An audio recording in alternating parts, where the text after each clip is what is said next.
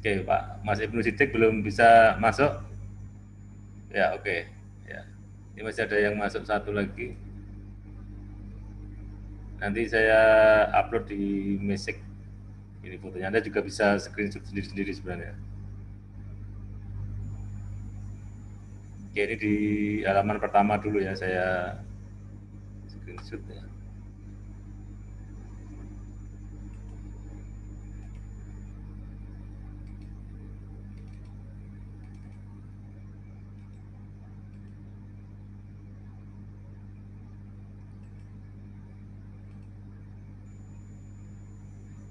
Oke, kita mulai di halaman kedua.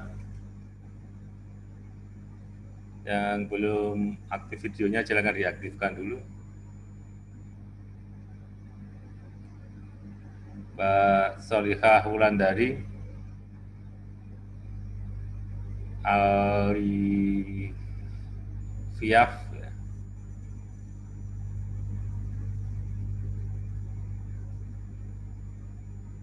Jadi ada yang masuk, mungkin ada keluar masuk tadi ya mungkin. Sekaligus itu presensi ya.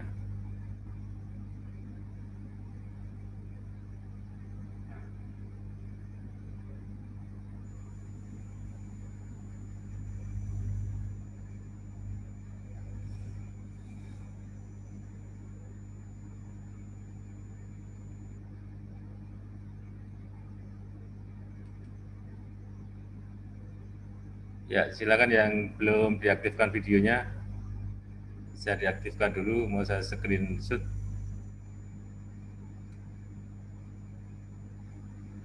Ya, masih kurang. Ini Mas Ibnu tadi malah ikut di sini lagi ya, oke.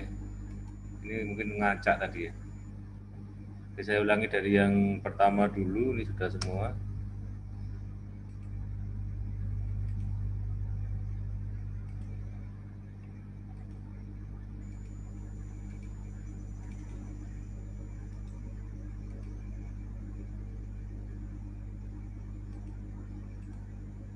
Ke halaman 2. Ya, Mbak Solihah Wulandari sama Mas yang belum videonya diaktifkan bisa diaktifkan dulu. Mungkin untuk presensi terlebih dahulu. Mbak Ulan, Mbak Umi, Mas Ibnu lagi tadi ya.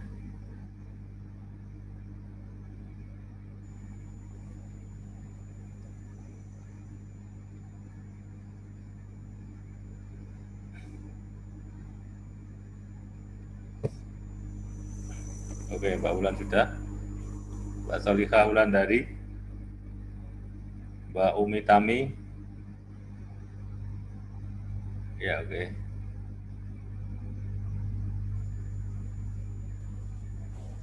Mbak Umi Tami, ya.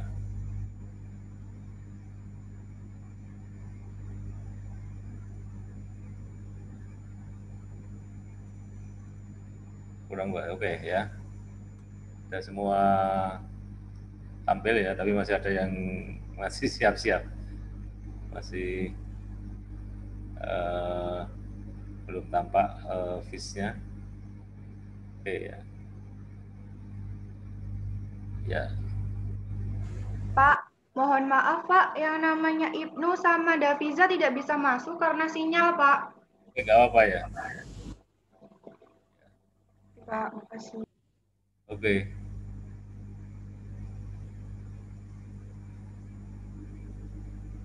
Mbak Ulan masih bisa tampil lagi gambarnya? Ya, oke. Saya foto dulu ya. Ada 34 ya.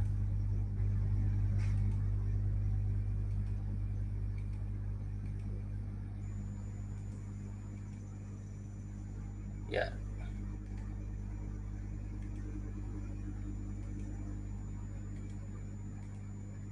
Oke, terima kasih. Ini ada yang masuk, tapi nanti bisa nanti di akhir kuliah coba kita uh, screenshot lagi ya.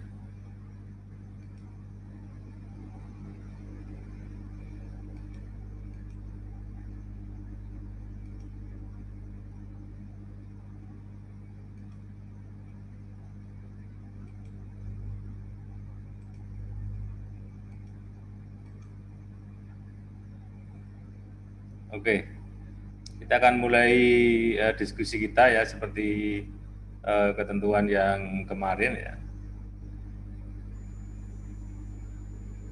Silakan nomor absen 9 ya, nomor absen 9. Nomor NIM 9 bisa mengaktifkan PIN-nya, kemudian nanti mic-nya dan share screen-nya juga sekalian ya.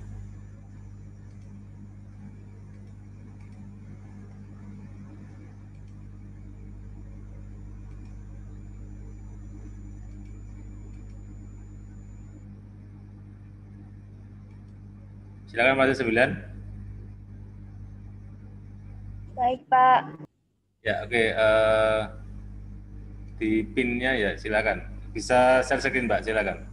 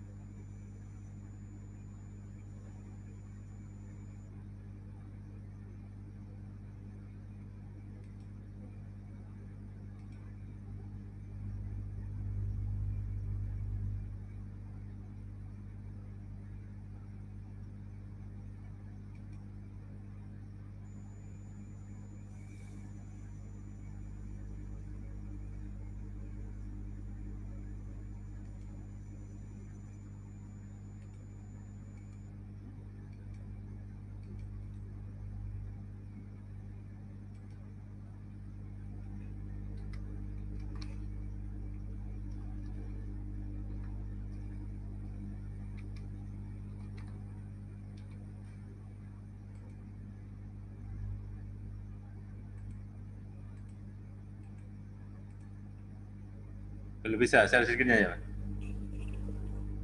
Coba saya carikan yang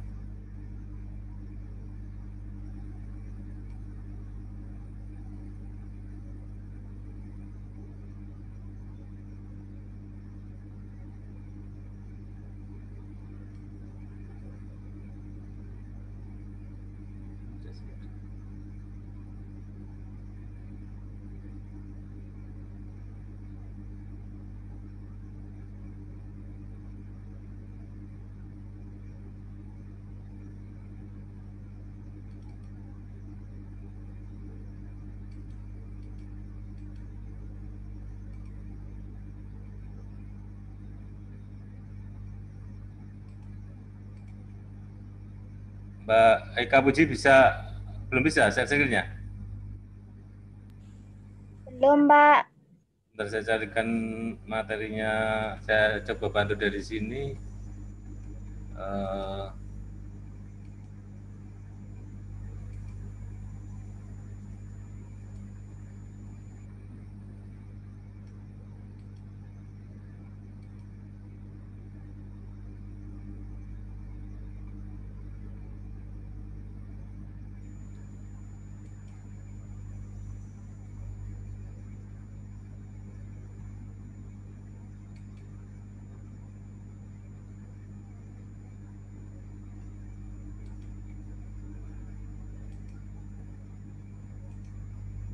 Oke, saya bantu dari sini. Baik, Pak. Ya, dimulai silakan. Assalamualaikum warahmatullahi wabarakatuh.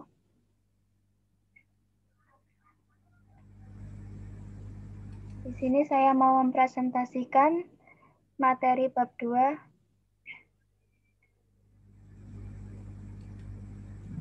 Yang pertama, periode pengusulan Pancasila. Perumusan Pancasila itu pada awalnya dilakukan dalam sidang BPUPKI pertama yang dilaksanakan pada 29 Mei sampai dengan 1 Juni 1945. BPUPKI dibentuk oleh pemerintah pendudukan Jepang pada 29 April 1945 dengan jumlah anggota 60 orang yang diketuai oleh Dr.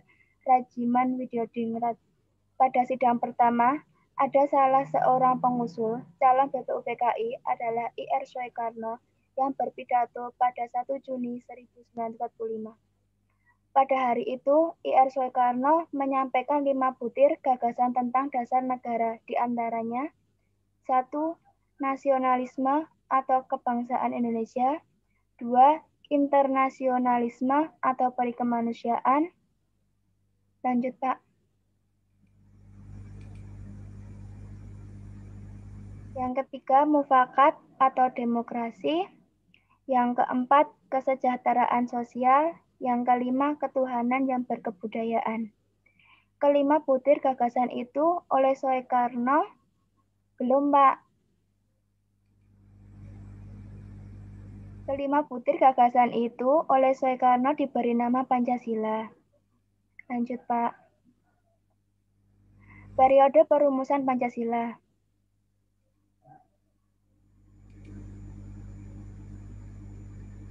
Perumusan Pancasila dimulai dalam sidang BPUPKI kedua pada 10-16 Juli 1945 adalah disetujuinya naskah awal pembukaan hukum dasar, yang kemudian dikenal dengan nama Piagam Jakarta. Pada alinea keempat, Piagam Jakarta itu terdapat rumusan Pancasila, di antaranya adalah 1. Ketuhanan dengan kewajiban menjalankan syariat Islam bagi pemeluk-pemeluknya. 2. Kemanusiaan yang adil dan beradab. 3. Persatuan Indonesia. 4. Kerakyatan yang dipimpin oleh hikmat kebijaksanaan dalam permusyawaratan perwakilan. Dan yang kelima, keadilan sosial bagi seluruh rakyat Indonesia. Terjadi perubahan peta politik dunia karena jatuhnya bom atom di kota Hiroshima pada 6 Agustus 1945. Pada 7 Agustus 1945, pemerintah penduduk Jepang di Jakarta mengeluarkan maklumat yang berisi 1. Pertengahan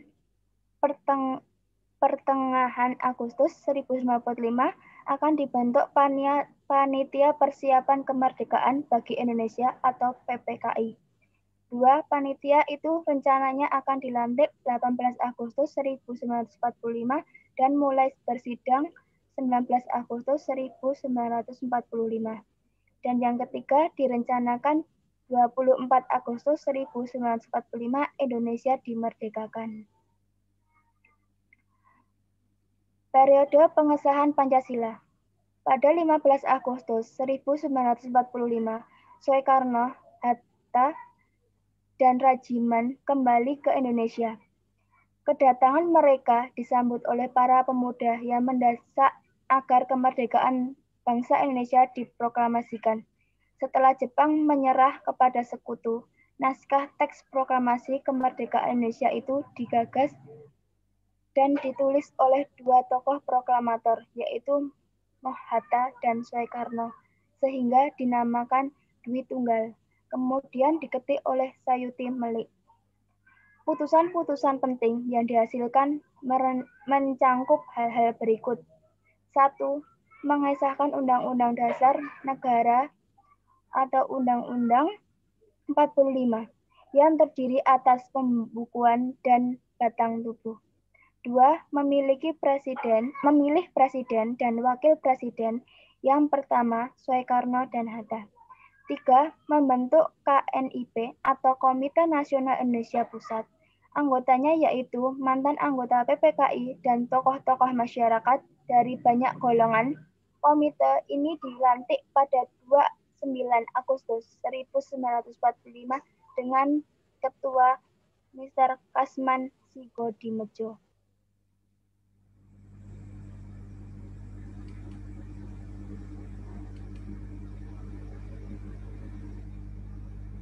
Rumusan Pancasila dalam pembukaan Undang-Undang 1945 adalah sebagai berikut.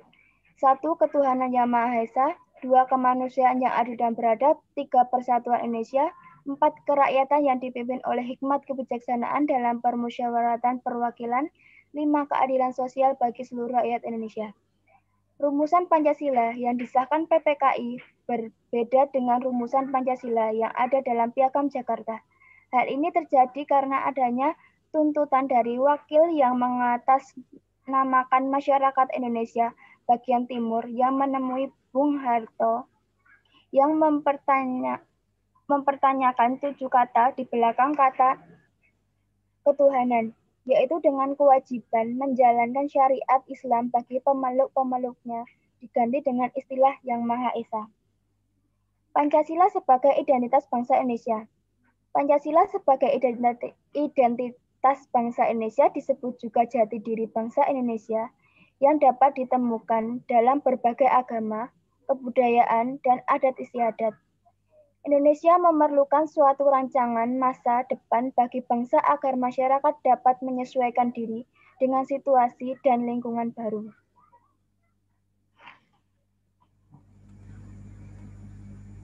Lanjut, Pak.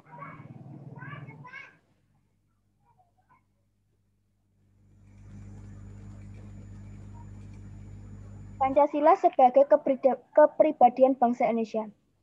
Pancasila disebut juga sebagai kepribadian bangsa Indonesia, artinya nilai-nilai ketuhanan, kemanusiaan, persatuan, kerakyatan, dan keadilan diwujudkan dalam sikap mental dan tingkah laku serta amal perbuatan. Meskipun nilai ketuhanan, kemanusiaan, persatuan, kerakyatan, dan keadilan juga dapat dalam ideologi bangsa-bangsa lain, tetapi bangsa Indonesia kelima sila tersebut mencerminkan kepribadian bangsa karena diangkat dari nilai-nilai kehidupan masyarakat Indonesia sendiri. Pancasila sebagai jiwa bangsa, sebagai dikatakan von Savigny bahwa setiap bangsa mempunyai jiwanya masing-masing yang dinamakan Volksgeist atau jiwa rakyat atau jiwa bangsa. Pancasila sebagai jiwa bangsa lahir bersama dengan bangsa Indonesia. Pancasila telah ada sejak dahulu kala bersama dengan adanya bangsa Indonesia. Lanjut, Pak. Pancasila sebagai pandangan hidup bangsa Indonesia. Pancasila sebagai pandangan hidup berarti nilai-nilai Pancasila melekat dalam kehidupan masyarakat dan dijadikan norma dan bersikap dan bertindak ketika Pancasila berfungsi sebagai pandangan hidup bangsa Indonesia. Pancasila sebagai perjanjian luhur. Perjanjian luhur artinya nilai-nilai Pancasila sebagai jiwa bangsa dan kepribadian bangsa disepakati oleh para pendiri negara atau political consensus sebagai dasar negara Indonesia. Pancasila merupakan keputusan akhir bangsa Indonesia. Perjanjian luhur itu telah dilakukan pada 18 Agustus 1945 pada saat PPKI atau Panitia Persiapan Kemerdekaan Indonesia telah menerima Pancasila dan menetapkan dasar negara secara konstitusional dalam pembukaan Undang-Undang Dasar 1945. Sumber histori Pancasila.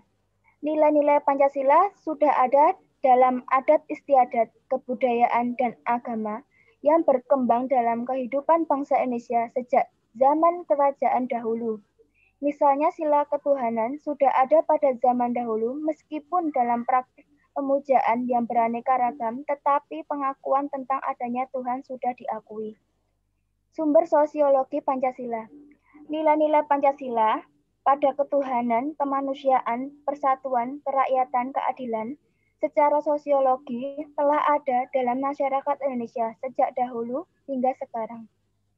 Salah satu nilai yang dapat ditemukan dalam masyarakat Indonesia sejak zaman dahulu hingga sekarang adalah nilai gotong royong.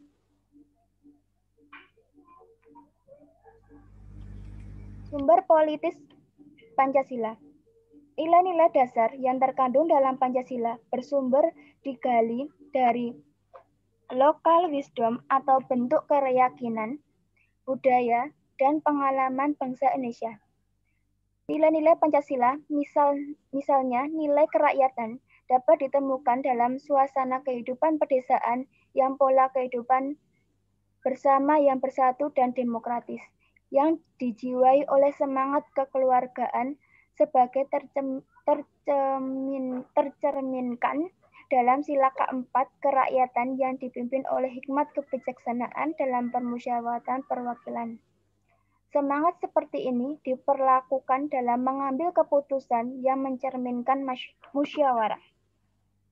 Argumen tentang dinamika Pancasila dalam sejarah bangsa. Dinamika Pancasila dalam sejarah bangsa Indonesia memperlihatkan adanya pasang surut dalam pemahaman dan pelaksanaan nilai-nilai Pancasila. Misalnya pada masa zaman pemerintahan Presiden Soeharto, Pancasila dijadikan pembenar kekuasaan melalui penataran P4, sehingga pasca turunnya Soekarno ada kalangan yang mengidentikan Pancasila dengan P4. Pada masa pemerintah era reformasi, ada kecenderungan para penguasa tidak respek terhadap Pancasila, seolah-olah Pancasila ditinggalkan.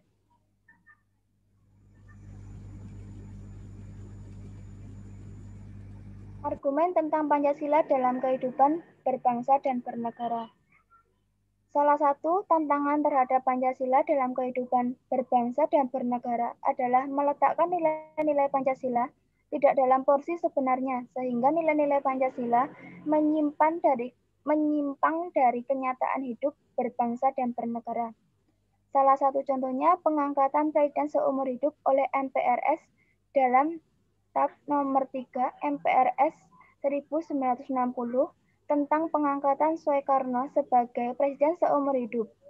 Hal tersebut bertentangan dengan pasal 7 Undang-Undang Dasar 1945 yang menyatakan bahwa presiden dan wakil presiden memangku jabatan selama 5 tahun, sesudahnya dapat dipilih kembali.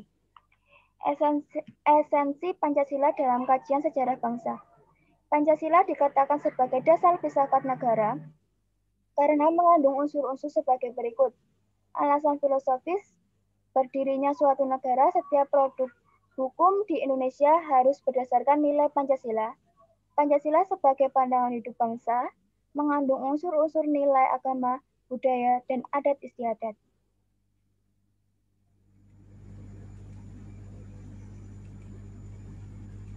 Urgensi Pancasila dalam kajian sejarah bangsa. Pentingnya Pancasila dalam sejarah bangsa Indonesia dikarenakan hal-hal berikut. Mengidentifikasikan Pancasila dengan ideologi lain. Penyalahgunaan Pancasila sebagai alat justifikasi kekuasaan rezim tertentu. Melemahnya pemahaman dan pelaksanaan nilai Pancasila dalam kehidupan berbangsa dan bernegara. Contoh kasus Pancasila model bangsa hadapi pandemi COVID-19. Menurut data jumlah terpaparnya COVID-19 pada saat ini masih mengalami kenaikan yang cukup banyak, sehingga pada masa ini masih banyak masyarakat yang mengalami kesulitan untuk mendapatkan uang dan masalah makan. Seperti yang diajarkan oleh alumnus Sekolah Tinggi Filsafat dan Teologi Widya Sasana Malang bahwasanya tanpa adanya gotong royong, Indonesia mungkin saja sudah bangkrut. Bahkan Ibu Menteri Keuangan dengan jujur mengatakan gotong royong mampu membantu yang kurang mampu dan sebagainya sehingga bangsa ini mampu bertahan menghadapi COVID-19 ini.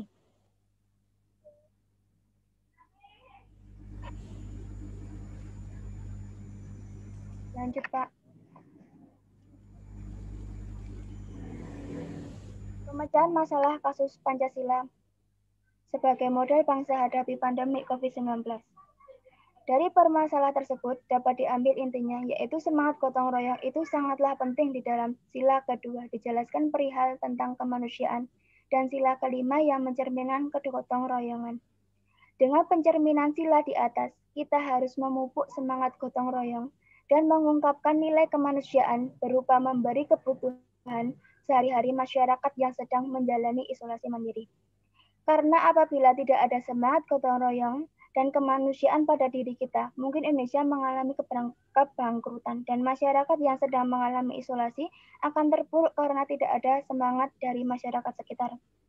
Pemerintah juga bisa membuat aplikasi yang lebih maju sendiri seperti yang ada di Korea atau India untuk memantau dan mengatur orang-orang yang mematuhi protokol kesehatan seperti physical distancing, supaya penyebaran wabah COVID tidak semakin meluas dan banyak menelan korban jiwa, dan menyediakan fasilitas tenaga medis untuk menangani wabah COVID yang sedang melanda di dunia.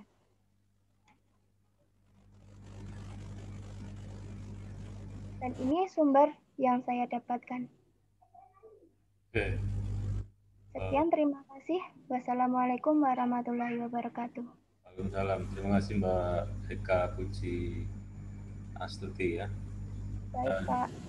Tadi sudah dijelaskan hubungan antara materi atau teori dengan kasus yang diambil.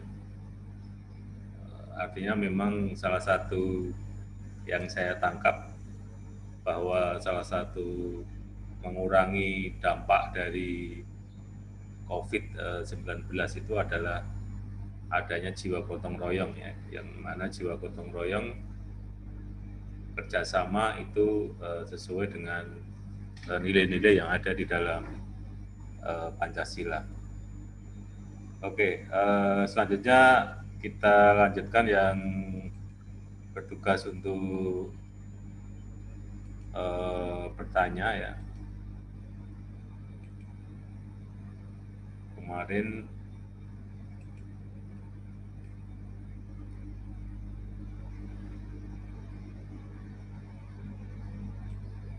berarti kalau nggak salah nomor absen 33 ini sudah belum ya.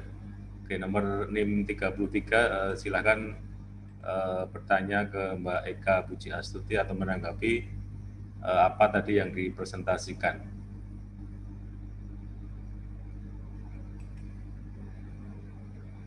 Nomor NIM 33. Silakan dinyalakan mic-nya dan PIN-nya.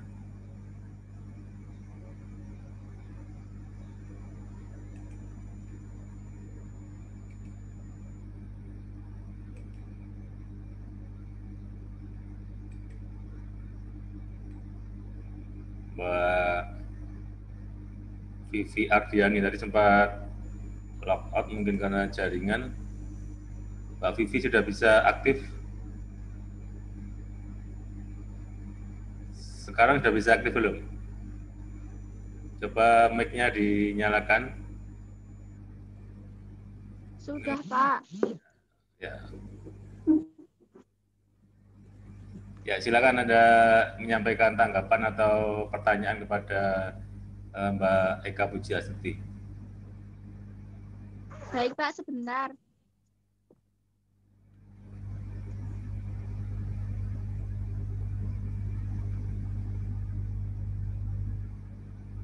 Perkenalkan, nama saya mau bertanya kelompok 2.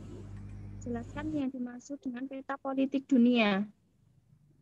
Oke, silakan diulang lagi Mbak, agak keras, biar Mbak Eka Puji Astuti bisa mencatat. Baik, Pak. Jelaskan yang dimaksud peta politik dunia. Ya, peta politik dunia. Ya.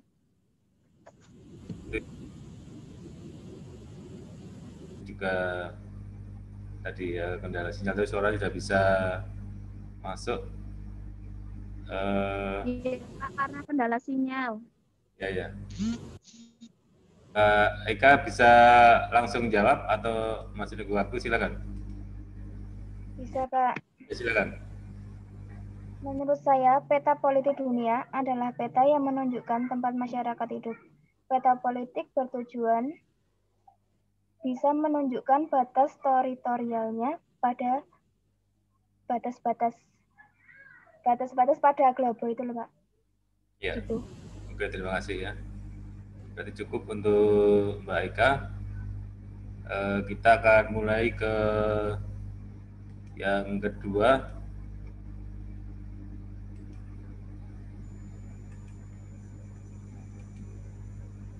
Nomor absen 23 ya. Nomor absen 23. Silakan dinyalakan mic-nya dan PIN-nya, Mbak Nur Aini Hasanah ya.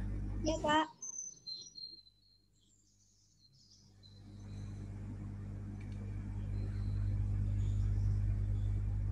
Ya, bisa share screen dari situ, Mbak.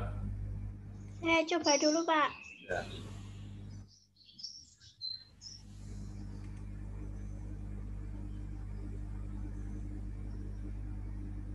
Oke, bisa masuk ya.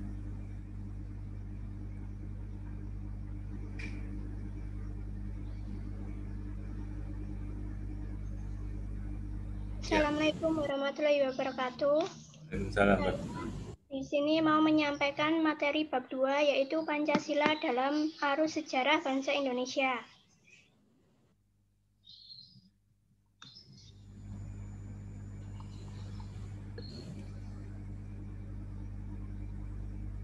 Menelusuri konsep dan urgensi Pancasila dalam arus sejarah bangsa Indonesia.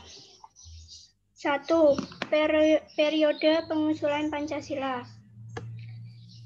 Perumusan Pancasila itu pada awal dilakukan dalam sidang BPUPKI pertama yang dilaksanakan pada 29 Mei sampai dengan 1 Juni 1945. BPUPKI dibentuk oleh pemerintah penduduk Jepang pada 29 April 1945 dengan jumlah anggota 60 orang. Badan ini diketuai oleh Dr. Rajiman Widyodiningrat yang didampingi oleh 2 orang muda ketua, yaitu Raden Panji Suroso dan Iji Bangase. BPUPKI dilantik oleh Letjen Kumaki Harada, Panglima Tentara ke-16 Jepang di Jakarta. Pada 28 Mei 1945, sehari setelah dilantik, 29 Mei 1945 dimulai sidang yang pertama dengan materi pokok pembicaraan calon dasar negara. Pengusul calon dasar negara dalam sidang BPUPKI adalah Ir Soekarno yang berpidato pada 1 Juni 1945. Pada hari itu, Ir Soekarno menyampaikan 5 butir gagasan tentang dasar negara sebagai berikut. 1. Nasionalisme atau kebangsaan Indonesia. 2. Internasionalisme atau perikemanusiaan. 3. Mufakat atau demokrasi. 4. Kesejahteraan sosial. 5. Ketuhanan yang berkebudayaan. 2. Periode perumusan Pancasila. Hal terpenting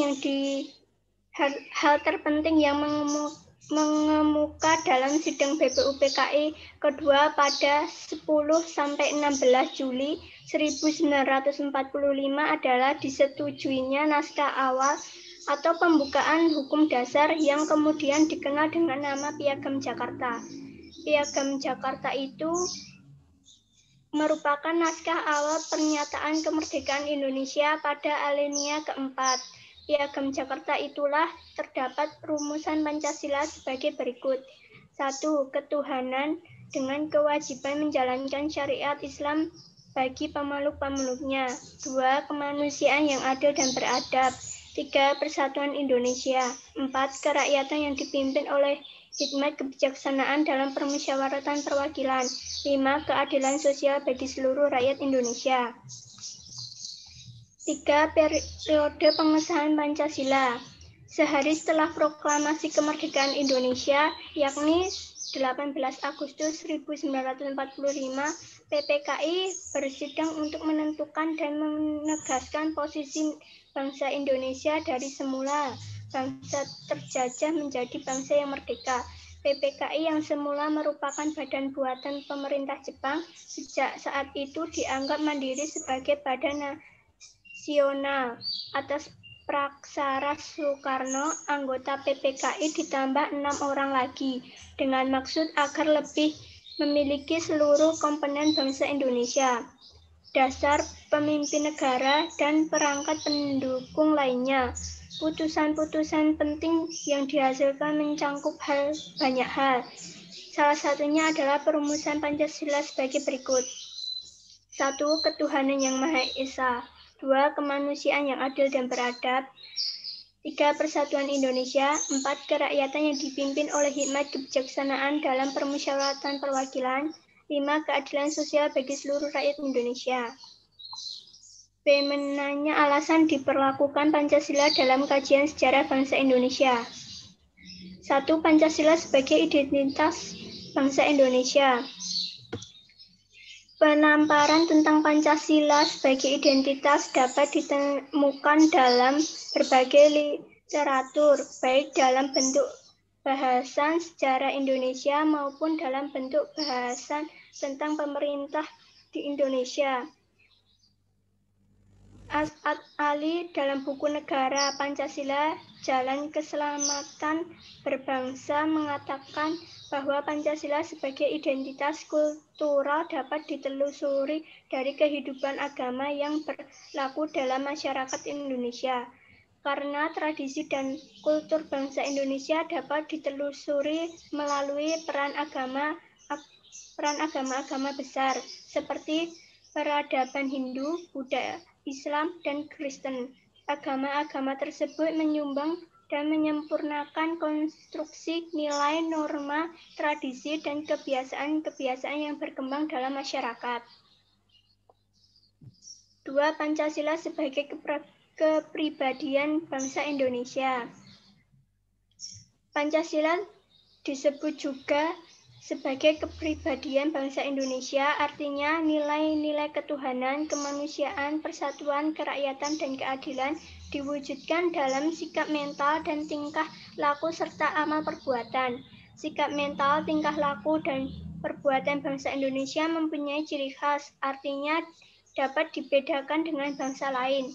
Kepribadian itu mengacu pada sesuatu yang unik dan khas karena tidak ada pribadi yang benar sama. Setiap pribadi mencerminkan keadaan atau halnya sendiri. Demikian pula hanya dengan ideologi bangsa. 3. Pancasila sebagai pandangan hidup bangsa Indonesia. Pancasila dikatakan sebagai pandangan hidup bangsa, artinya nilai-nilai ketuhanan, kemanusiaan, persatuan, kerakyatan, dan keadilan diyakini kebenarannya, kebaikannya, keindahannya, dan kegunaannya oleh bangsa Indonesia yang dijadikan sebagai pedoman hidup bermasyarakat dan berbangsa, dan menimbulkan tekad yang kuat untuk mengamalkan dalam kehidupan nyata. Pancasila sebagai jiwa bangsa. Sebagaimana dikatakan von Savitzky bahwa setiap bangsa mempunyai jiwanya masing-masing yang dinamakan Volksgeist atau jiwa rakyat atau jiwa bangsa. Pancasila sebagai jiwa bangsa lahir bersama dan dengan lahirnya bangsa Indonesia. Pancasila telah ada sejak dahulu kala bersama dengan adanya bangsa Indonesia. 5. Pancasila sebagai kajian luhur. Perjanjian luhur artinya nilai-nilai Pancasila sebagai jiwa bangsa dan kepribadian bangsa disepakati oleh para pendiri negara atau political consensus sebagai dasar negara Indonesia. C. Mengenali sumber historis, sosiologis, politis tentang Pancasila dalam kajian sejarah bangsa Indonesia. Sumber historis Pancasila. Nilai-nilai Pancasila sudah ada dalam adat istiadat, kebudayaan, dan agama yang berkembang dalam kehidupan bangsa Indonesia sejak zaman kerajaan dahulu. Misalnya sila ketuhanan sudah ada pada zaman dahulu. Meskipun dalam praktik kemujaan yang beraneka ragam, tetapi pengakuan tentang adanya Tuhan sudah diakui. 2. Sumber sosiologis Pancasila. Nilai-nilai Pancasila, ketuhanan, kemanusiaan, persatuan, kerakyatan, dan keadilan secara sosiologis telah ada dalam masyarakat Indonesia sejak dahulu hingga sekarang. Salah satu nilai yang dapat ditemukan dalam masyarakat Indonesia sejak zaman dahulu hingga sekarang adalah nilai gotong royong. 3. Sumber politis Pancasila.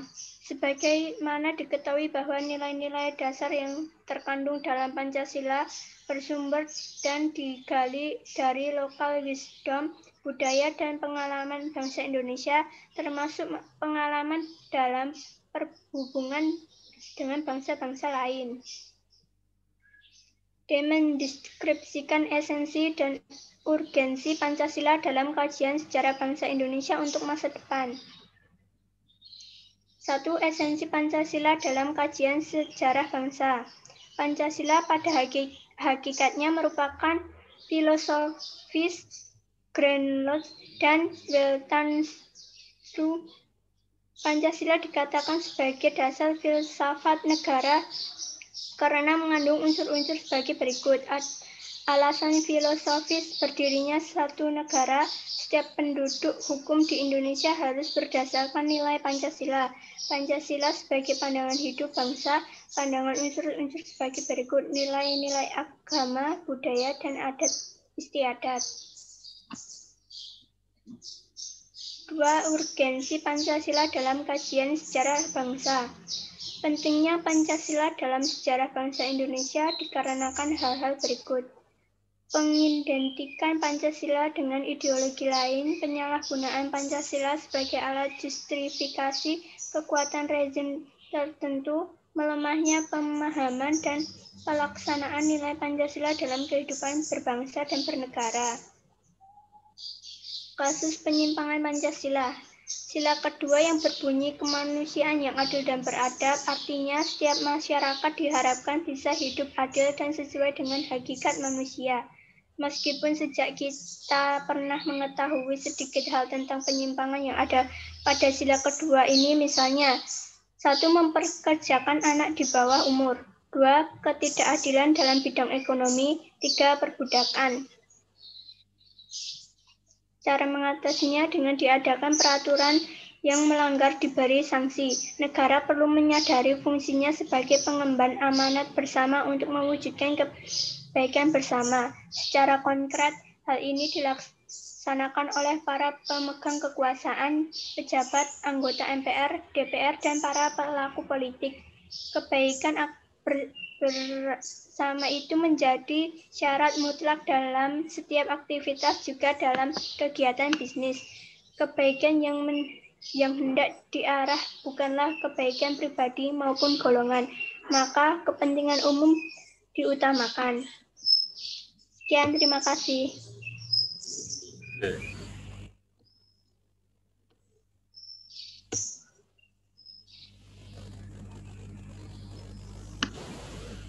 Ya, terima kasih Mbak Nur Aini Kasana ya. Tadi sudah dijelaskan juga kasusnya dan analisanya terkait sila kemanusiaan yang adil dan beradab ya. Sekarang kita akan lanjutkan pada sesi berikutnya, yaitu tanya jawab. Nanti dua penanya ini ya, langsung saja, nanti yang nomor 13 dulu, nanti setelah itu nomor 28 ya. Nomor 13 silakan untuk mengaktifkan PIN-nya dan mic-nya. Ibnu Siddiq Fatahuddin ya. Tadi kayaknya ada sedikit gangguan sinyal, tapi mestinya sudah masuk ya.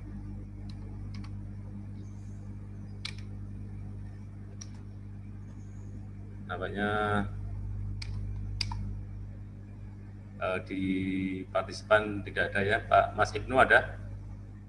Ya, titik ini 34, 35 mungkin lockout karena gangguan sinyal. Berarti sebelum sambil menunggu Mas Ibnu Siddiq masuk, berarti yang nomor absen 28 ya, 28 Mbak Septi Aldi. Mbak Septi Aldi, silakan diaktifkan. Ya. Ya, PIN-nya diaktifkan Mbak, silakan. Sudah Pak. Ya, silakan, ada yang perlu Anda tanyakan. Assalamualaikum warahmatullahi wabarakatuh. Salam. Sebelumnya saya Septi Aldiramawati mau bertanya. Tadi kan dalam kasus yang contoh kasus itu ada contoh ketidakadilan dalam ekonomi. Nah, contohnya ketidakadilan dalam ekonomi itu apa? Itu aja, Pak. Terima kasih. Terima kasih Mbak Septi Aldi Rahmawati. Ya. Jadi pertanyaannya Mbak Nur Aini, silakan dijawab tentang contoh ketidakadilan dalam bidang ekonomi gitu ya, kira-kira seperti itu.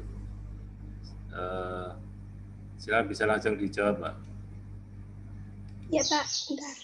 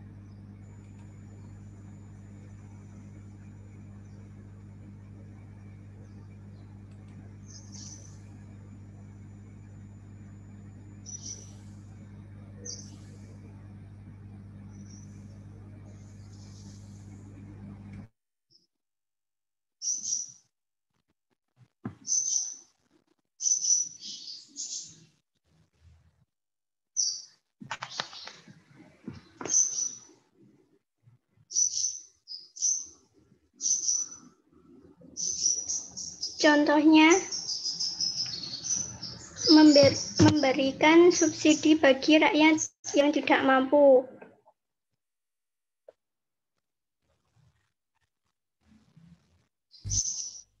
Ya, bisa dijelaskan memberi subsidi itu dalam rangka untuk apa, Mbak Nur Aini? Agar apa? Membantu masyarakatnya, Pak.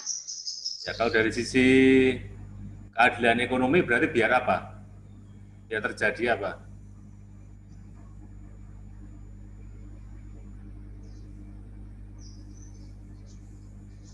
Biar terjadi apa? Keadilan, biar terjadi dari sisi tadi pertanyaan tadi tentang keadilan ekonomi ketika pemerintah melakukan pembagian bantuan kepada masyarakat, itu berarti tujuannya agar apa? Agar terjadi apa?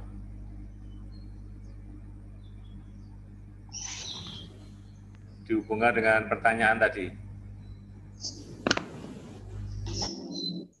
Agar terjadi keadilan apa?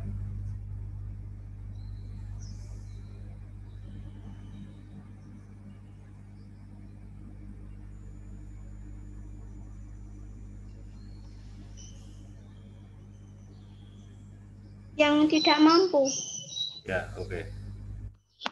Jadi maksudnya sudah kita pahami, jadi memang agar terjadi keadilan ekonomi tadi, maka pemerintah atau negara melakukan subsidi atau pembagian ekonomi. Ya, saya kira itu ya tadi pertanyaannya sudah dijawab. Nah, ini kita akan buka pertanyaan secara umum, mungkin ada yang ingin menanggapi secara voluntary atau secara sukarela. Mahasiswa ada yang ingin bertanya entah kepada Mbak Nur Aini atau tadi Mbak Eka Puji. Silakan kalau ada bisa langsung nyalakan mic-nya dan aktifkan PIN-nya. Ada? Atau lewat chat kita tunggu 1 menit kalau ada yang ingin bertanya untuk salah satu atau salah dua dari presentasi pada hari ini.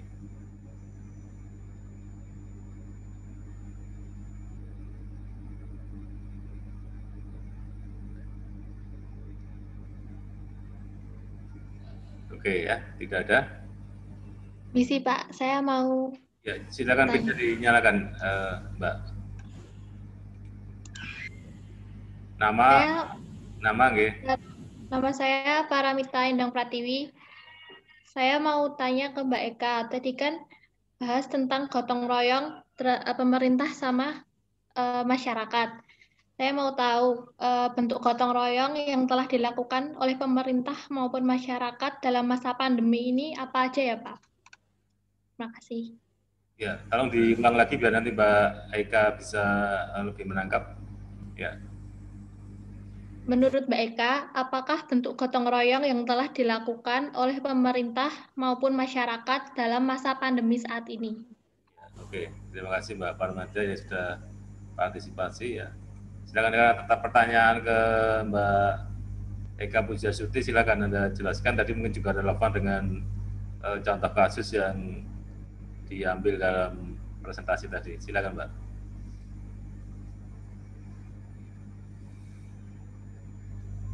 Menurut saya, gotong royong dalam bentuk pemerintah maupun masyarakat dalam posisi pandemi COVID-19 ini, yaitu saling membantu memberikan bentuk makanan atau berupa lainnya, dan bisa membantu masyarakat untuk, kan di saat pandemi, posisi orang itu yang terkena tidak boleh keluar dari rumah. Dan sedangkan masyarakatnya atau pemerintahnya bisa bersubsidi makanan melalui memberikan makanan itu secara langsung kepada penderita itu. Itu Pak menurut saya. Ya, oke, bagus, terima kasih. Saya beri kesempatan satu penanya lagi yang sukarela untuk bertanya. Silakan bisa aktifkan mic-nya. Saya kira Mbak Paramita masih ada yang ingin disampaikan, sudah cukup dari pertanyaannya? Sudah Pak. Ya, oke, terima kasih. Terima kasih. Ya, silakan saya beri kesempatan satu lagi penanya kalau ada, aktifkan PIN dan mic-nya aja langsung. Silakan yang ingin bertanya. Cukup? Di chat juga belum ada pertanyaan ya. Oke. Berarti kalau tidak ada pertanyaan untuk yang tahap pertama ini, sementara untuk diskusi presentasinya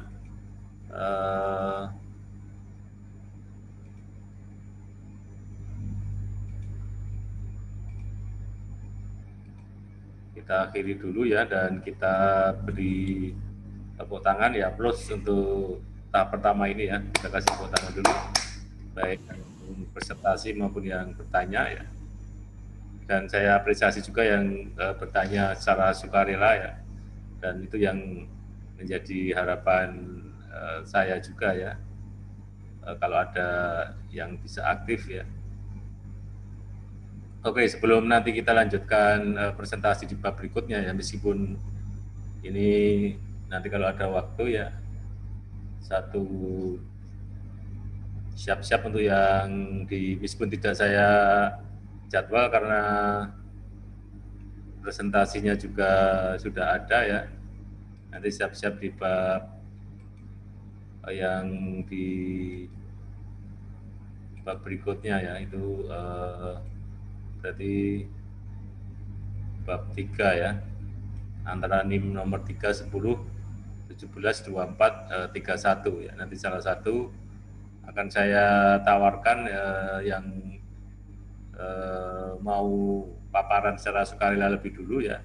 Kalau nanti tidak ada yang sukarela, nanti saya tunjuk di antara mahasiswa yang di bab 3 ya, nomor NIM 3, 10, 17, 24, 31 ya. Tapi sebelum itu akan saya jelaskan terlebih dulu ya dari diskusi yang pertama ini ya, untuk memberi refreshing pemikiran bagi kita semua ya. Apa yang bisa kita tangkap ya, apa yang bisa kita tarik dari apa yang kita pelajari tadi ya. Dan juga nanti bisa saya kasih sedikit pencerahan bagaimana relevansinya dengan kehidupan yang sekarang ya. Maka kan setiap paparan dan nanti juga makalah pun ya, nanti juga selalu saya kaitkan dengan kehidupan yang sekarang, karena nanti bagaimana kita bisa mempelajari materi atau teori itu ya tanpa mengimplementasikan. Dan mahasiswa juga sudah belajar ya dari membuat gambar di media sosial ya. Nanti tugas berikutnya, kalau kemarin gambar nanti video ya. Namun ini hanya untuk persiapan terlebih dulu aja nanti. Tapi sebelum meet harus sudah dikumpulkan. Nanti Anda bisa mempunyai perencanaan terlebih dulu ya. Video ini bukan video mandiri ya, tapi video wawancara ya. Mungkin kalau mandiri sudah banyak Anda buat dengan tema-tema khusus ya. Tentu kan harus disiapkan dulu draft pertanyaan untuk wawancara kan. Sebelum itu kan tentu tema apa yang akan Anda wawancari kan, temanya kan ya terkait dengan materi yang kita pelajari atau tema-tema yang up to date yang relevan ya. Misalnya kalau 2 hari kesaktian Pancasila bisa mewawancarai tentang kesaktian Pancasila. Misalnya ini kan 28 Oktober ya, itu kan hari Sumpah Pemuda, Anda juga bisa kaitkan itu kan Sumpah Pemuda dengan pendidikan Pancasila dan kewarganegaraannya. Karena minggu depan kan 28 itu kan hanya masuk 2 hari kan minggu depan ya. Ini bonus dari pemerintah itu, meskipun Anda online tapi juga libur kan juga kan ya mestinya ya. Karena tanggal hari libur resminya itu kan hari Kamis ya, hari Maulud Nabi ya. Maulud Nabi Muhammad SAW. Tetapi pemerintah menambahi bonus cuti bersama kan hari Rabu dan Jumatnya, otomatis kan apalagi yang 5 hari kerja itu hari Rabu sampai Minggu kan libur, jadi hanya masuk Senin sampai Selasa. Kebetulan kan mata kuliah kita di kelas A ini juga pas Selasa, berarti kan masih minggu depan masih kejatah ya waktu. Tapi kalau yang kejatah Rabu, Kamis, Jumat mestinya libur ya, mengikuti kebijakan pemerintah ya. 28-nya bukan libur, hari libur karena Hari Sumpah Pemuda ya. Karena dulu sudah saya jelaskan kan memang peringatan hari penting itu kan tidak mesti libur nasional ya. Oleh pemerintah itu dikaji mana yang perlu libur, mana yang tidak ya. Biasanya yang libur itu yang dianggap penting gitu ya. Ya, dianggap penting ya.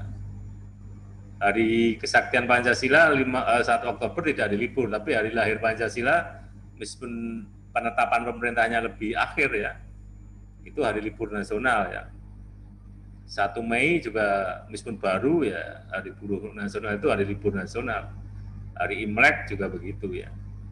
Kalau hari keagamaan kan sebenarnya ada hari santri kan, tapi juga tidak menjadi hari libur nasional ya. Ya nanti kan semakin ke depan kalau semua peringatan libur nanti bisa tanggalnya merah semua gitu, jadi nggak jadi kerja. Ya, kalau nggak salah ini sebagai ganti dari libur Idul Fitri dulu yang tidak panjang ya, karena COVID-nya masih di awal-awal, diganti di Maulid Nabi ini, dan nanti di akhir tahun pada saat Natal ya, liburnya juga cukup panjang ya. Ya, jadi kita akan lihat satu paparan.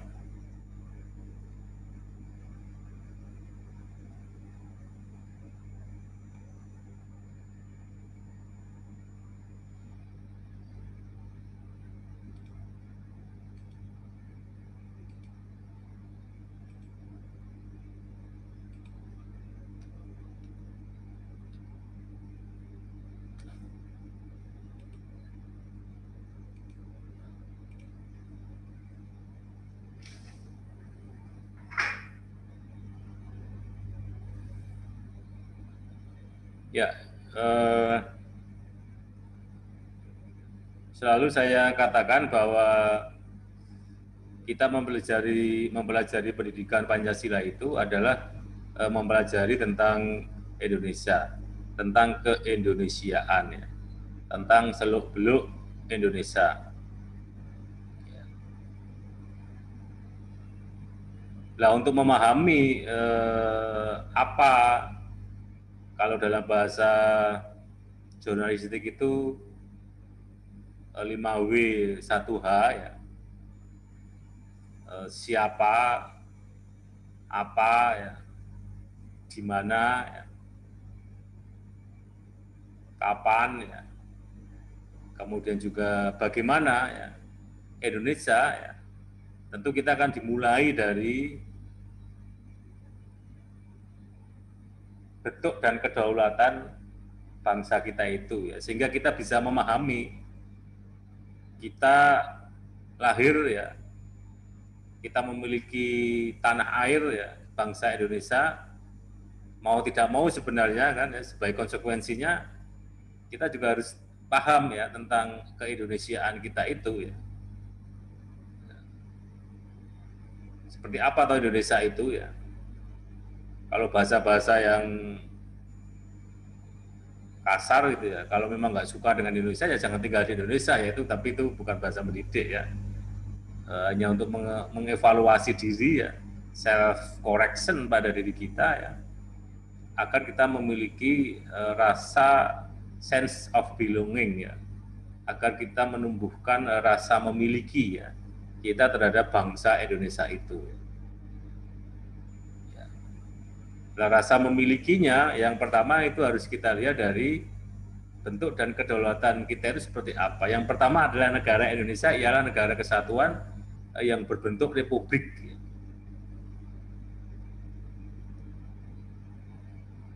Ini harga mati, makanya kan sering dinyatakan sebagai negara kesatuan Republik Indonesia, NKRI itu adalah harga mati kan gitu. Kan gitu. Nah, harga mati itu kalau di bahasa asing kan agak susah ya. Di bahasa Inggris kan apa itu? Apa the death price ya. Di bahasa Jawa ke rego mati. Ya. Tapi pada intinya kan tan kena ora kalau bahasa Jawanya itu. Jadi mau tidak mau adalah Indonesia adalah negara kesatuan yang berbentuk republik ya. Cerita tentang bahasa Jawa itu kalau di Solo itu kan kalau hari Kamis itu kan selain pakai pakaian Jawa ya, pakai beskap ya, pakai jarik itu ya, jadi yang cowok ya, pakai selop ya, nanti pakai gini ya, pakai belangkon. Oh, belangkon saya di pojok sana ya. Jadi kalau hari Kamis itu kan kalau di kota Surakarta pemerintahnya kan seperti itu, bahasanya harus pakai bahasa Jawa. Dalam bahasa keseharian, dalam bahasa resmi rapat ya, upacara, apel ya, itu pun apa-apanya juga pakai bahasa Jawa. Misalnya siap gerak gitu kan ya. Sioko Tandio kan gitu. Bahasa Jawanya seperti itu. Hormat gerak. Dumateng ya, Pangarso Toto Coro, Karti Sampiko Tandio ya, tegak geraknya apa bahasa Jawa nih? Siget Tandio ya. Pertama memang kita tertawa gitu, tapi lama-lama ya biasa gitu. Nggak ada yang tertawa ya. Ya, upacara pakai bahasa Jawa ya. Apa-apanya juga pakai bahasa Jawa. Apalagi pemberi apelnya bahasanya pakai Jawa. Maka ketika yel-yelnya itu kadang kan kesulit tadi ya.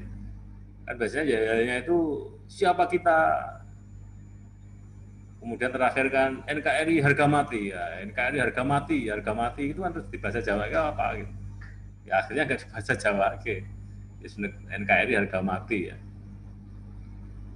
Jadi kalau Anda di Kodim, di Korem, di Kamkam militer kan selalu dituliskan ya NKRI harga mati. Artinya kan Indonesia itu bukan negara federal ya, bukan negara bagian, adalah negara persatuan, negara kesatuan ya. Nanti dalam bab lain kita akan bicara tentang negara archipelago ya, negara kelautan ya, yang di dalamnya ada pulau-pulau ya, bukan pulau-pulau yang di dalamnya ada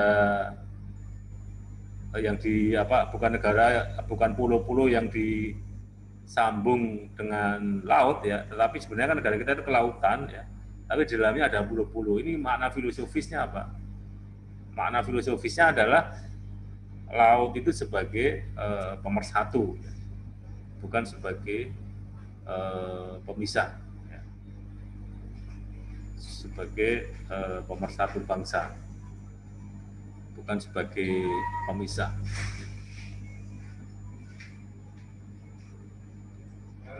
Jadi negara Indonesia adalah negara kesatuan yang berbentuk republik gitu ya.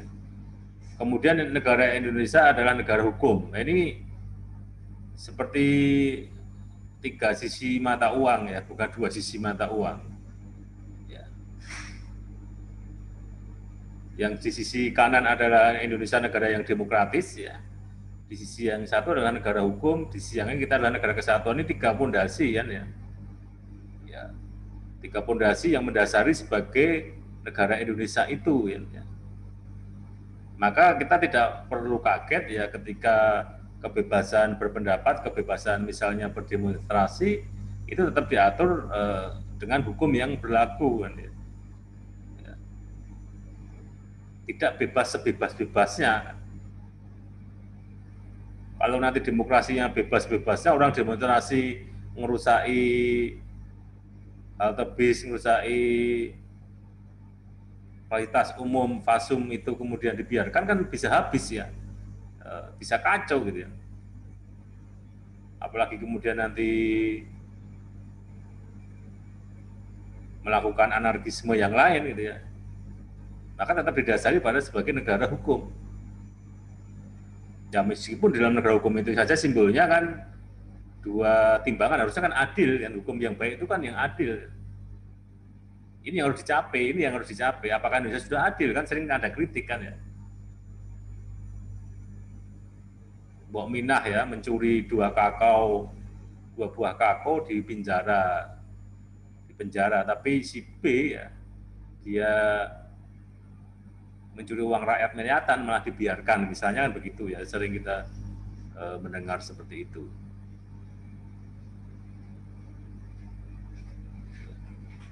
Sehingga hukum ini harus betul-betul adil. Kalau Anda lihat di Klaten pun juga begitu. Kemarin kan ada yang demonstrasi ya. Yang coba kita lihat ini agar kita agak lebih peduli dengan lingkungan kita ya. Jadi dia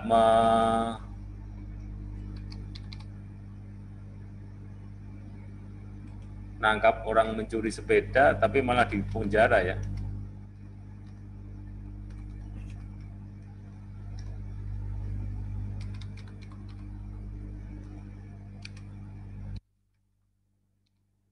Saya carikan dulu.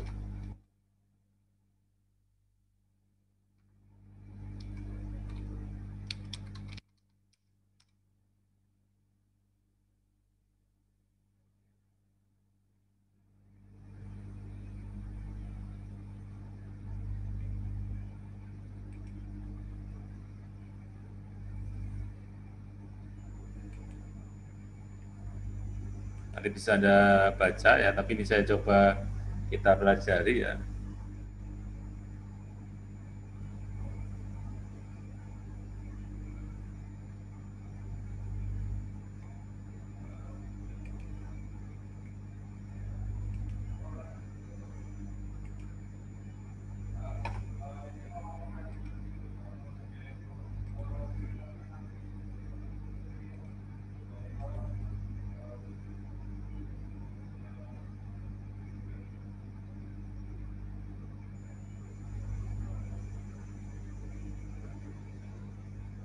Dan juga malah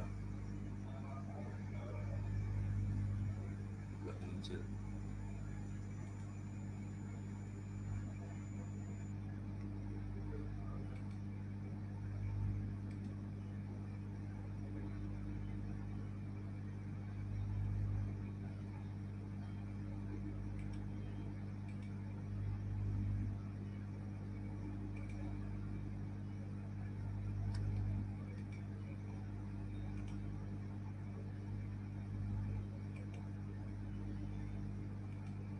Oke ya, ini saya bacakan saja kalau saya tampilkan, tapi agak sulit ini.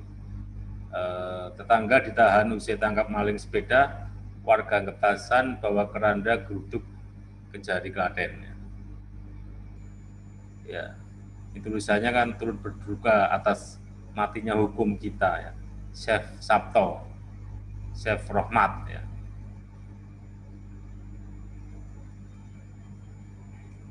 Warga dusun Ngetasan, Desa Gelodokan, Kecamatan Klaten Selatan, Kabupaten Klaten, Jawa Tengah menggeruduk kantor Kejaksaan Negeri Klaten Senin 19 Oktober 2020 siang, berarti baru kemarin ya.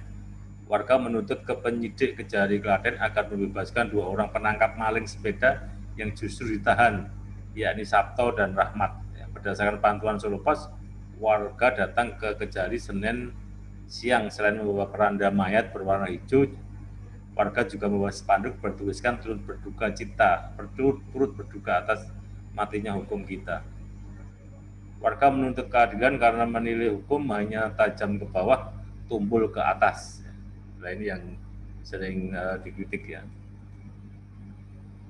Petugas keamanan di gerbang Kejari Klaten hanya memberi izin ke perwakilan warga Ngetasan untuk masuk ke kantor Kejari Klaten menyampaikan aspirasi mereka.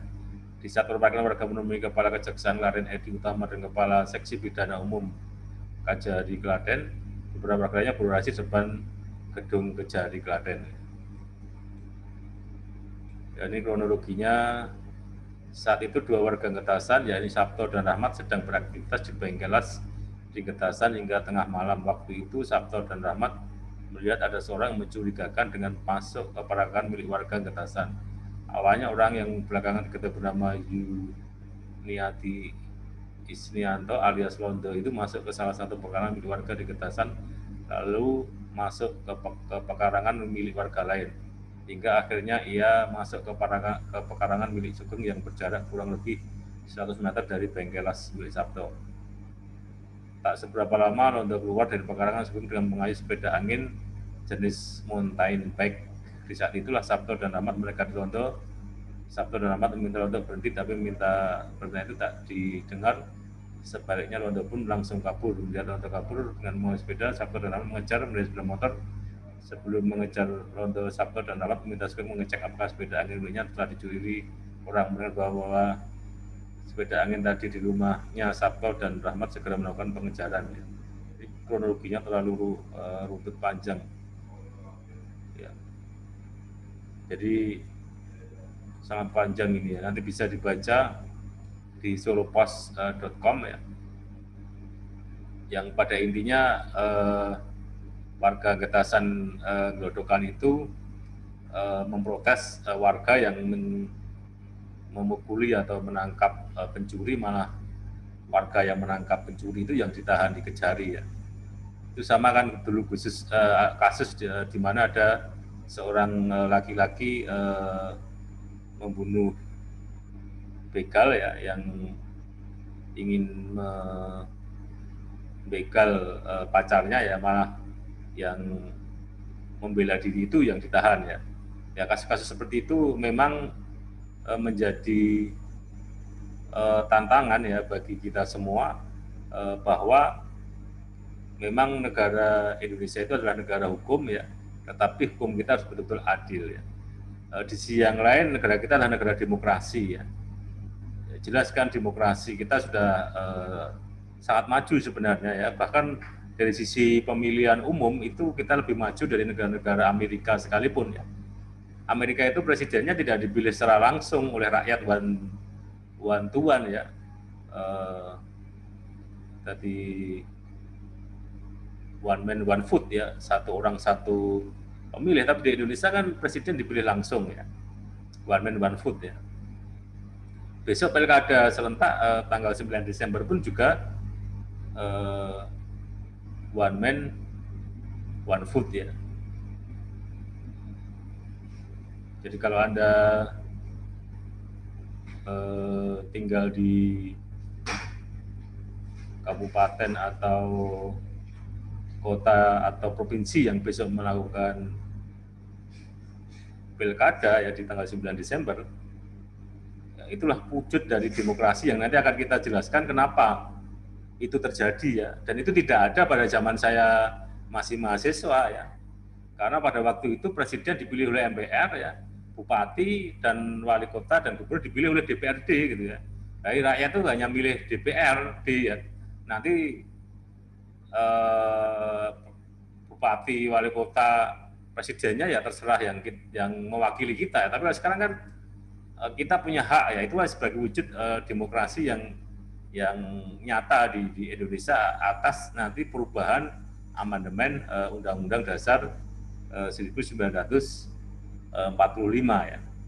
Meskipun ya di 9 Desember besok itu banyak pihak yang ingin atau mengusulkan menunda ya, tapi pemerintah dan DPR sampai saat ini masih berkeputusan untuk tetap dilaksanakan ya. Tapi dengan standar protokol yang COVID yang ketat ya. Ya, Muhammadiyah, NU sebenarnya kan mengusulkan agar ditunda ya. Karena bisa itu nanti menjadi penyebaran ya virus COVID baru ya. Jadi klaster baru ya. Klaster baru. Makanya kan kalau Anda lihat di televisi kan iklannya sudah mulai muncul ya. Anda juga sebagai mahasiswa tentu harus menggunakan hak sebaik-baiknya, tapi juga harus dengan standar yang jelas ya. Standar protokol. Nanti kalau saya lihat di media massa di TV yang ada iklannya itu nanti kan disediakan sarung tangan ya yang sekali pakai ya. Betul atau tidak nanti kita cek ya. Kalau tidak ya mestinya kita bawa sendiri gitu ya. Soalnya kita menggunakan alat yang itu digunakan oleh semua ya, semua pemilih di TPS itu ya. Kemudian tidak boleh membawa anak-anak ya dan seterusnya ya. Karena memang kalau tidak dilaksanakan pilkada pada 9 Desember nanti ada ratusan, lebih dari 200 bupati wali kota kosong gitu ya, nggak punya. Ya bisa di dalam undang-undang itu ada pejabat sementara, ada PLT. Tetapi kan nanti PNS-nya itu kan terlalu banyak yang dijadikan PLT dan nanti tidak efektif kinerja dari bupati wali kota itu ya, karena dia kan juga menjabat yang lain gitu ya. PNS yang akan dijadikan PLT itu termasuk di Klaten kan sekarang sudah PJS ya. Ya, tapi nanti kalau banyak ya ratusan orang dan dalam waktu yang panjang nggak ada bupati, nggak ada wali kota yang definitif kan ya, itu yang menjadi pertimbangan kenapa DPR dan pemerintah tetap bersikukuh ya agar pilkada tetap berlangsung ya, karena diharapkan bupati baru itu nanti pun ya secara politik kan dia harus menyelesaikan pembangunan dan kebijakan-kebijakan yang terkait dengan COVID-19 ya. Kalau kosong kan juga nanti terjadi kekosongan kepemimpinan ya. Sekali lagi kalau PLT bisa, tapi kan juga ada kendala-kendala.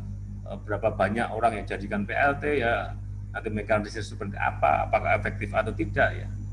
Ya makanya memang pilihan yang sangat berat ya. Pemerintah itu ya, yang ditunda nanti kekosongan yang luar biasa, yang telah ditunda ini menjadi klaster baru, bisa menjadi klaster baru penyebaran COVID-19. Ya. Maka solusinya kan ya dicari jalan tengah, bagaimana protokol kesehatannya itu bisa dijalankan secara ketat ya, seperti misalnya umroh itu juga, dan kegiatan ekonomi yang lain, kegiatan masyarakat yang lain itu juga dilaksanakan dengan pilihan yang berat ya. Kalau dilaksanakan nanti bisa jadi kaset baru, kalau tidak dari sisi ibadah, dari sisi ekonomi juga tidak bergerak ya, ini juga menjadi pilihan-pilihan yang berat ya. Maka dicoba dengan new normal itu ya. Misalnya umroh kan ini juga di Arab sudah mulai dibuka ya, meskipun masih dalam negaranya sendiri. Nanti juga akan bisa mengundang negara-negara lain dengan pembatasan-pembatasan yang sangat luar biasa ya. Yang kita lihat nanti konsepnya umroh saja nanti dibatasi umur ya, 25 sampai 50 ya. Ini yang di atas 50 atau di bawah 25 belum boleh umroh nanti ya. Ya padahal kemarin sudah bayar ya. Belum nanti itu pun diseleksi lagi ya, meskipun sudah ada vaksin ya, tapi kan tetap harus diseleksi lagi. Haji pun juga begitu ya. Yang 2020 kemarin ditunda ya tidak jadi haji. Nanti di 2021 ya belum tentu nanti semua bisa naik haji ke sana semua ya. Ini menjadi tantangan, cobaan ya. Tetapi karena kondisi darurat ya saya kira tidak menjadi sebuah kewajiban ya. Karena haji itu memang sebuah ibadah yang sangat fenomenal di dalam umat Islam ya. Kalau saya sering menyampaikan pada keluarga dan teman-teman yang belum haji ya sepanjang punya uang daftarkan sejak sekarang ya. Niatkan ya. Bisa dibayangkan yang haji biasa itu antrinya kan 30-an tahun ya, itu belum kalau nanti terjadi penundaan karena COVID-19. Kalau haji plus 7 sampai 10 tahun itu harganya sangat mahal ya. Sehingga ada yang sekarang kalau di Indonesia kan dibatasi ya, umur minimal untuk daftar haji kalau nggak salah 12 tahun ya. Kalau di Malaysia itu anak lahir langsung didaftar haji boleh ya. Mengapa begitu? Karena waiting list-nya sangat panjang. Anda bisa bayangkan kalau Anda sekarang usia 20 tahun. Bayar sekarang, daftar itu bayar 25 juta. Kalau daftar kok nggak bayar kan semua nanti daftar ya. Itulah yang menjadi pertanyaan, lalu uangnya itu kemana kan gitu ya. Ya, tapi sudah itu dijelaskan ya. Uang itu disimpan oleh negara ya, dan aman gitu. Ya, dengan dana haji dan sebagainya. Kalau Anda daftar sekarang itu nanti berangkatnya masih 30 tahun yang akan datang dalam kondisi normal ya. Berarti nanti pada usia 50 tahun ya. Anda bisa bayangkan kalau Anda daftarnya pada usia 50 tahun. Berangkatnya berarti usia 80 tahun. Sudah sepuh ya, sebagian sudah meninggal kan. Nah kalau punya uangnya usia 70 tahun atau 80 tahun, berangkatnya umur 110 tahun ya, sudah innalillahi wa inna ilaihi raji'un kan dia. Tapi itu tidak ada menjadi problem yang berat ya, karena memang haji itu kan untuk yang mampu ya. Mampu itu ya termasuk juga selain uang ya kondisi sekarang ini ya. Tapi ya, kalau kita sebagai umat Islam kan siapa yang tidak pengen ke Baitullah kan itu ya. Alhamdulillah saya 2 tahun yang lalu bisa ke sana ya. Pertama kali melihat Ka'bah kan ya subhanallah ya, alhamdulillah. Kita tiap hari sholat menghadap Ka'bah, kita bisa menghadap Ka'bah ya.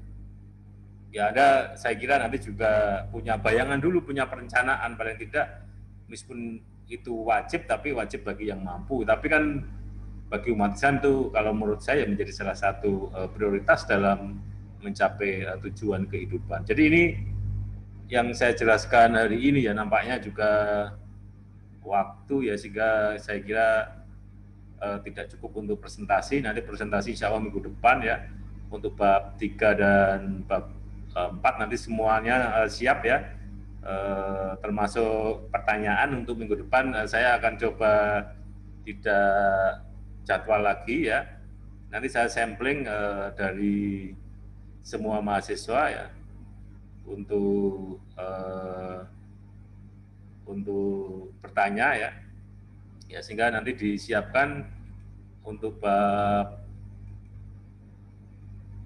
3 dan bab 4 ya, NIM-nya di sini sudah ada ya. Bab 3 tadi nomor absen 3, 10, 17, 24, 31. Untuk bab 4 nomor absen 4, 11, 18, 25, 32 ya.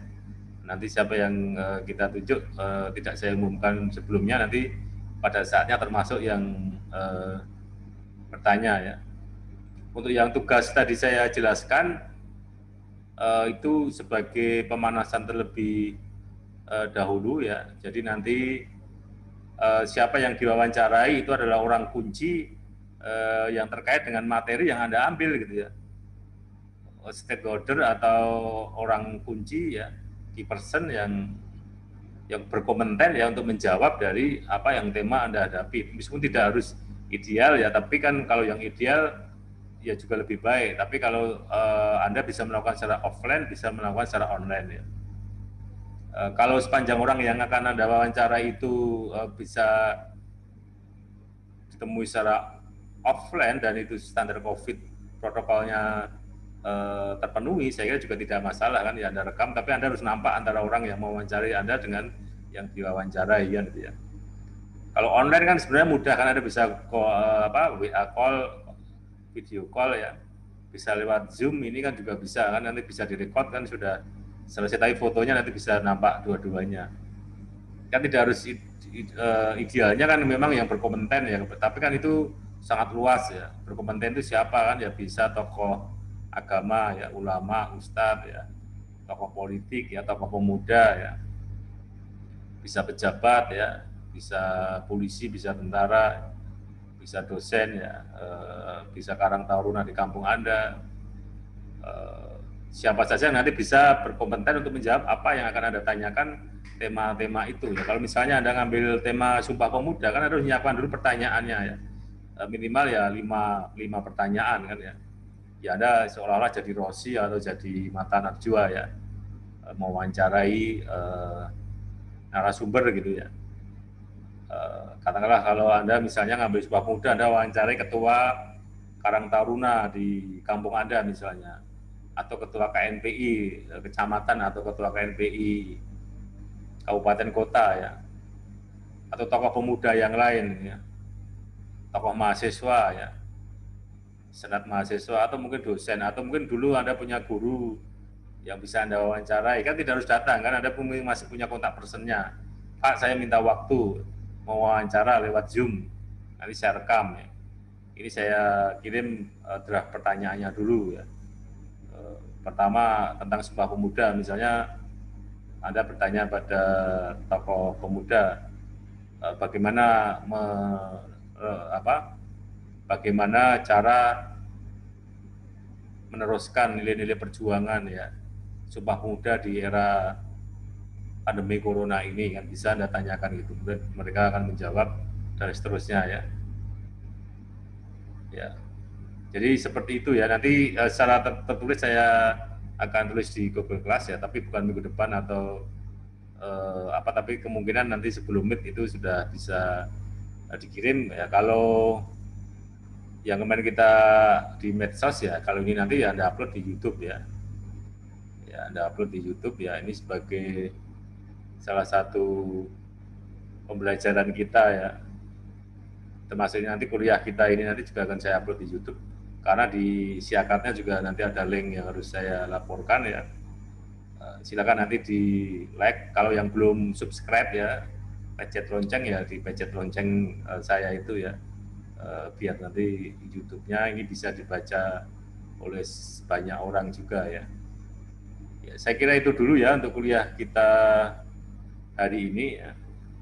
Ya tadi seperti yang saya sampaikan, saya kira ini saya anggap masuk semua tadi sampai 35, meskipun ini mahasiswanya 333, tapi di chat beberapa keluar karena faktor sinyal ya.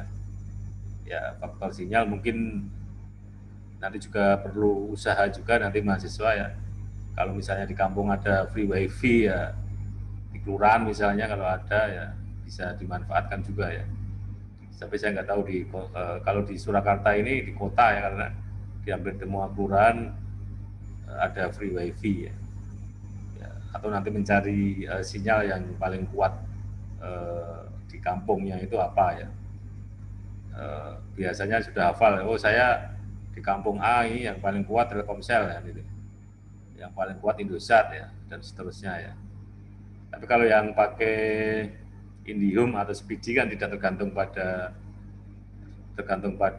tower atau menara atau sinyal dari luar ya, tapi dari kabel ya biasanya ya, kalau yang menggunakan TV yang internet kabel ya. Sekarang pun PLN itu juga sudah mulai merambah ke dunia internet ya. Konon itu lebih mahal, lebih murah ya untuk langganannya. Tapi memang belum semua daerah, saya tanya kemarin juga bisa didaftarkan untuk PLN-nya itu. Oke, saya kira itu juga sudah tegur ya. Terima kasih. Tapi kalau ada yang mau ditanyakan, silakan boleh satu penanya. Kalau mau ada yang tanya silakan.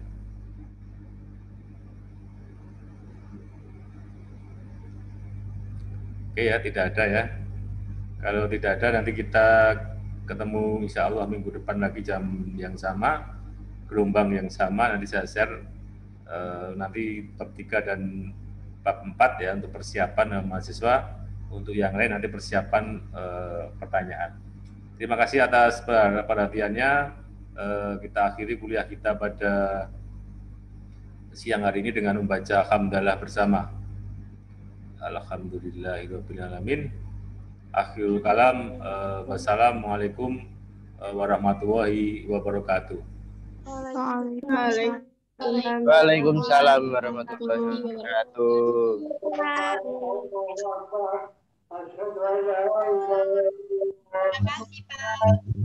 Ya, sama-sama. Terima kasih juga. Terima kasih, Pak.